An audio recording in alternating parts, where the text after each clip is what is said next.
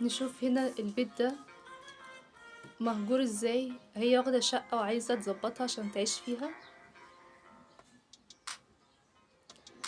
كل دي كراكيب بتشيلها. بص، هتخلي البيت جميل.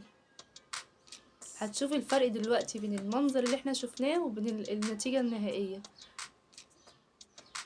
الألوانات ده دليل ان ممكن اي مكان احنا عايشين فيه ممكن نحوله لجنة عادي. بص، الألوانات والستاير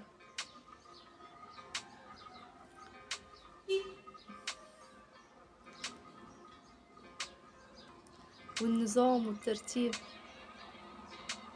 هي الستات بتحط اي حاجة في دماغها لازم تعملها. لازم بقى هي تلبس، لازم تكمل.